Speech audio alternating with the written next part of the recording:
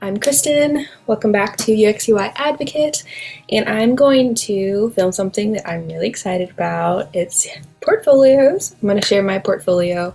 I'm trying not to be too excited because I know that there's still a lot for me to learn about portfolios. Excuse me.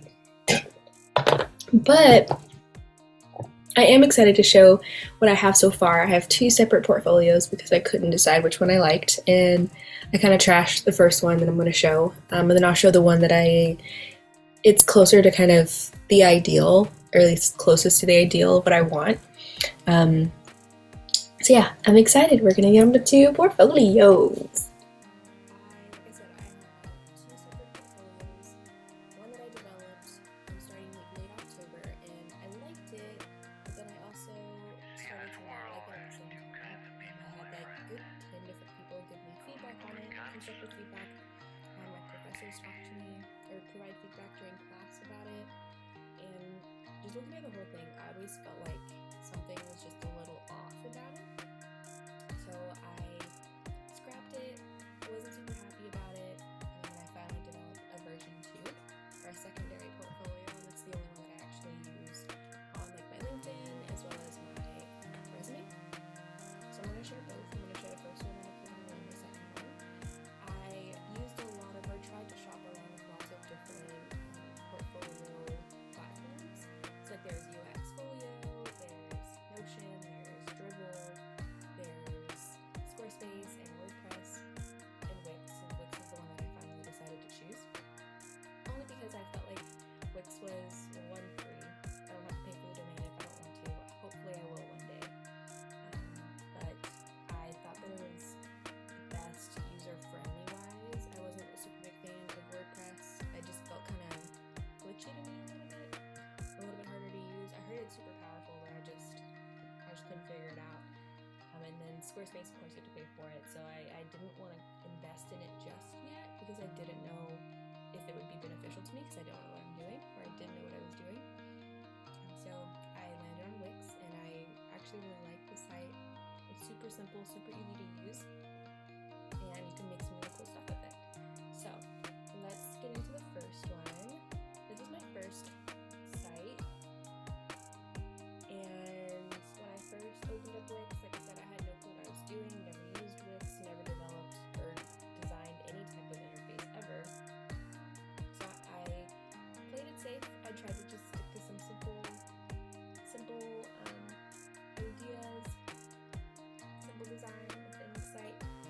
So I landed on this. I will say that this is my 5th version of this first portfolio. I had a lot of different input, a lot of different ideas, going back and forth on like what would look best on my homepage and throughout all of the different pages within the site. So I'll just go through the list. I know that I wanted to include all of my portfolio products on the homepage, as well as a little like welcome. This is my portfolio. This is what you're going to see inside of my portfolio. I tried to illustrate myself. I'm not an illustrator in any way. It's definitely not my strong suit, but I wanted to try my hand at it. I was also procrastinating and playing with Figma. And so I tried to do some little doodles and some drawing of my light bulb and Henry, as well as my plants, Henry and Clementine. And I will say for the first round of testing, getting feedback from my portfolio, I had a lot of people want to click on these plants, but they weren't initially linked to anything. And so I had a lot of people tell me that, oh, like they should be linked to something, like they should be connected. So I ended up connecting them to the Arbor Day Foundation, and once I did that, then I had a lot of people telling me, well, that's just kind of random. Like, you're not connected to them, you haven't worked for them, like it's kind of random. And so I was like, that's also very true, it's a valid point. So that's one of the things that I fixed in my secondary portfolio, was the confusion around my houseplants that I drew in Figma. So I have this. Let's go through my projects page. I tried to play around with the animations a little bit, and I just wanted to display the really clean view of all of my projects, so that whoever came to look at my site, they could go into my, or they could pick the project that they wanted to go into my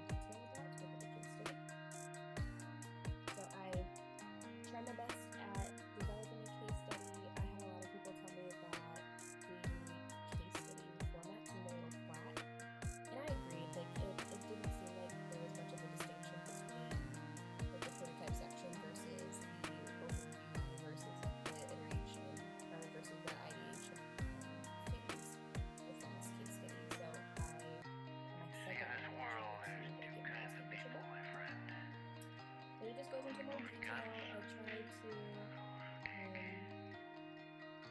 have like different links for pictures that were a little hard to see on the site, graphs that were a little like minute graph that was really hard to see. I didn't want my viewers to kind of pinch in and out on the site, especially on mobile, because I also have this on mobile.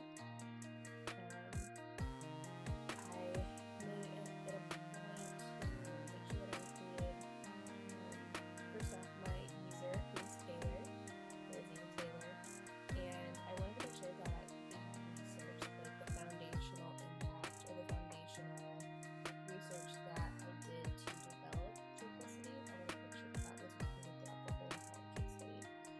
So there's a lot of graphs, there's a lot of different forms that display the results and the success rates that were achieved after testing and iteration and developing the prototypes and retesting again, as well as some mock-ups that are throughout the case study and some of the lessons that I learned, some of the things I took away, as well as things that I hope to include after another round of iteration if I ever get around to that. And then finally I have the presentation version, like the PDF version of the presentation, as well as a case study that is downloadable in PDF form so anyone can pass that. And then I go through, this is the Cherokee County website redesign, as well as Berry, which is a third project that I'm working on, side by side with the Cherokee County website redesign.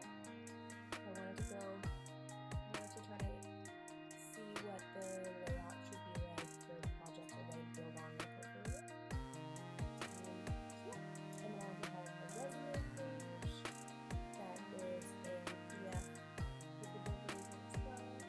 And then finally my about section that uses the design thinking process to define, develop, discover, and deliver aspects of me. I tried to apply the model to myself and experiences that I've had professionally, and kind of justifying why someone should hire me. So I really would love to have a job in UXUI, and so I tried to use that model to provide some insight into who I am.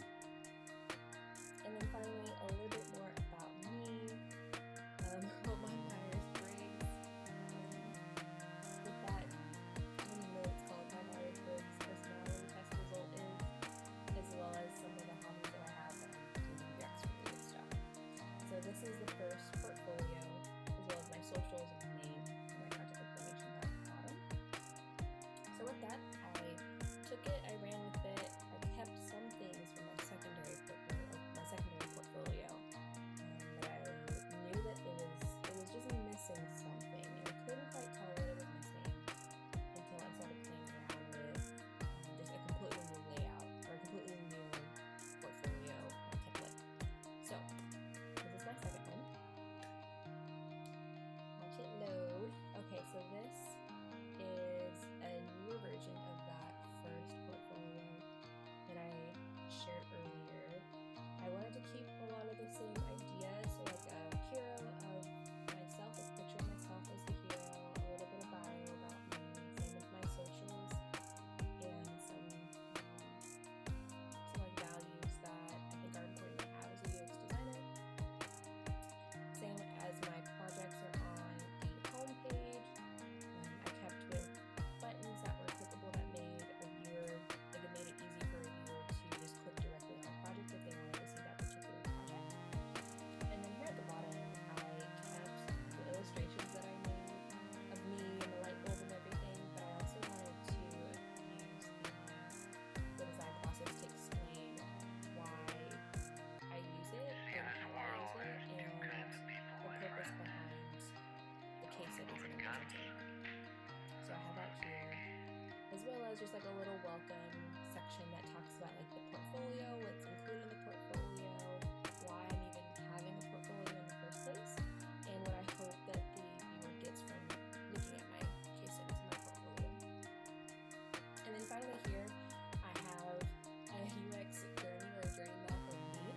And so one of the things that is a really big push in Bootcamp is understanding and empathizing with the user and being able to understand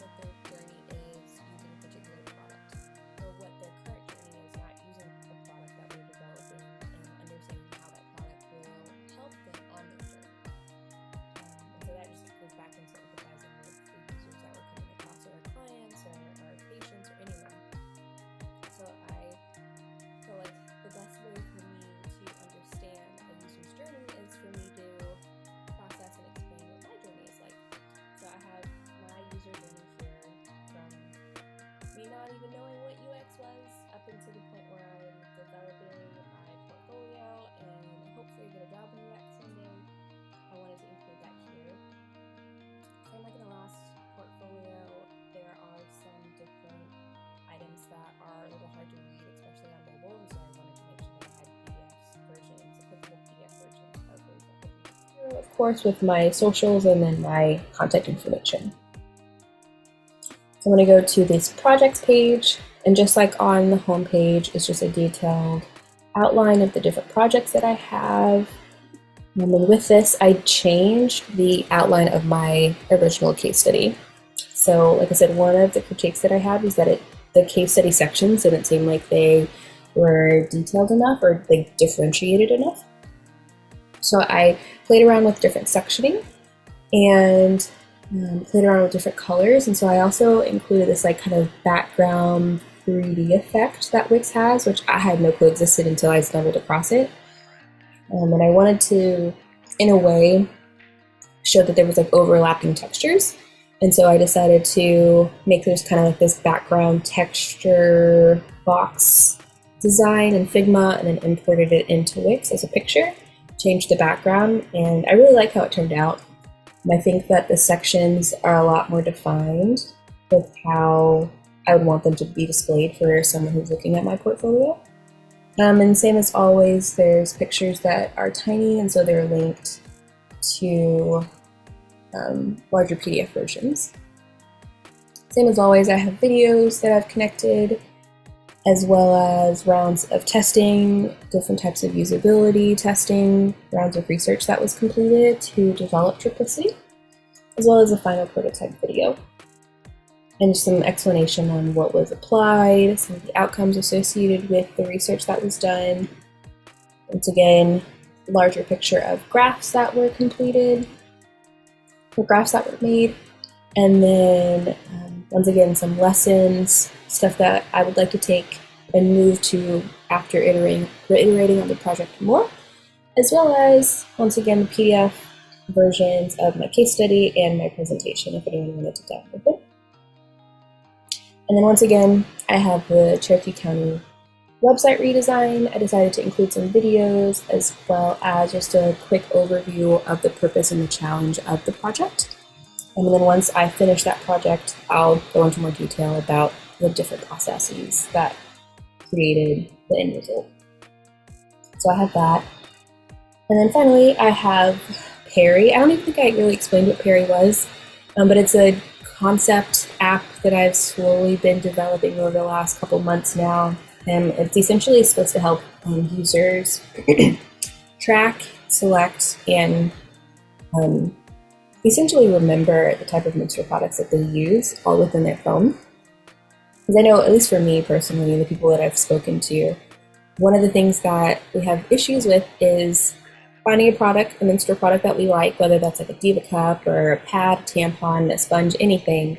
We like it, we use all of the product, and then we forgot what the product's name was, or we forgot the capacity of how much liquid that product can hold. Like, there's so many different menstrual products out there, and I know when I go into the store, I see just a wall of product, and I never know what to pick, and I never can remember what to pick. And so I thought that it would be a really cool idea to develop an app to help someone track all of that information. And then the cool thing about this is it's not just for individuals who use menstrual products, but it's also for individuals who buy menstrual products. So there's going to be a feature where you can share the product that you like, that you want someone to buy for you at a store. And so that's just a quick overview of a very, very simplistic version of the homepage UI that I'm kind of brainstorming with, but it's definitely still a work in progress. But yeah, that's Perry. I wanted to include that. And then I have my resume here that's directly linked to a PDF, make it easier to download like always. And then finally, I changed my About page to make it purpose, because I wanted to explain the purpose of a viewer coming and looking at my portfolio. I wanted to explain the purpose of me growing and developing as a UX designer. I still use the design thinking model with discover, define, develop, and deliver. But I wanted to go into more detail about who I am as a person, who I am as a UX designer, and wanted to show all of that. And of course, I wanted my LinkedIn associated with my portfolio. So if you ever wanted to, person who's watching or anyone, if they wanted to connect with me on LinkedIn, I'm easily findable on LinkedIn. And then finally, I have my little section, like in my first portfolio, that talks about stuff that I do outside of UX design, as well as my 2 houseplants. So this is the thing that I fixed. So the houseplants are no longer connected to the Arbor Day Foundation. They're just chilling out on their own, Henry and Clem. And I wanted to make sure that I included a little bit of like personality within my portfolio. So with that, that is my secondary portfolio. I really like it so far. I still think that there's probably some things that I need to fix and tweak about, but I'm really happy with how it's turned out. And so yeah, with that, I'm gonna stop sharing here.